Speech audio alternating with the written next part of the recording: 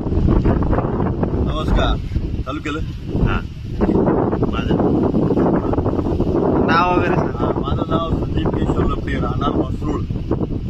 मी सोयाबीनची variety केकेश्री यांच्याकडनं JS35 ही 11 number 11 वरती पेरलेली आहे मोठ्या ट्रॅक्टरने.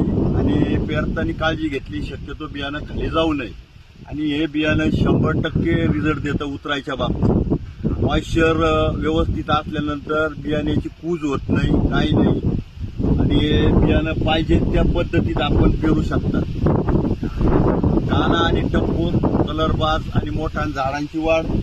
एक 1.25 महिन्याचे झाड तुम्ही बघू शकता. 1.25 महिन्याचं पेर आहे. झाडाची क्वालिटी, फुटवा आता फुटवा धरण्याच्या स्थितीत आहे.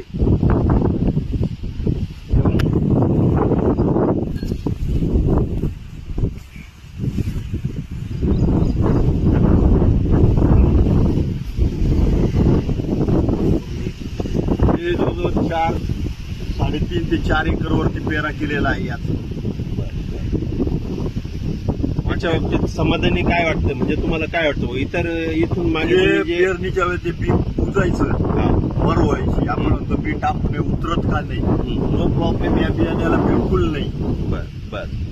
आणि इथून मागे जे काही तुम्ही इतर कंपन्यांचे वाण तुम्ही केलेले असतील त्या वाणामध्ये ह्या वाणामध्ये भरपूर प्रमाणात. कारण जी पेरणीच्या वेळेस मेन बियाणं असतं, बियाण्यात जर दोष असला शेतकरी तिथंच घाट्यात.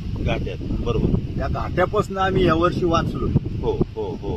आणि सोयाबीन जर पातळ पडली किंवा उतरून जी मर होती ती मर सुद्धा याच्यात नाही. उतरल्यानंतर 1.5 ते 2 इंच सोयाबीन वर आल्यानंतर जी मर होती मुळीची, ती पण या बियाण्यात नाही. म्हणजे बियाणं तुम्हाला एकदम खात्रीशीर मिळालेलं आहे. आम्हाला केके सेटचं बियाणं अतिउत्तम गिरणार साहेबांनी आम्हाला दिलंय.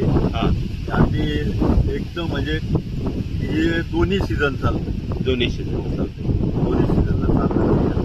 म्हणजे हे तुम्ही टोकन पद्धतीने जरी करू शकलं तरी तुम्ही करू शकता. अतिउत्तम. तुमची जर मेहनत असली तर टोकन पद्धतीने तर अतिउत्तम करता येईल. हो ना.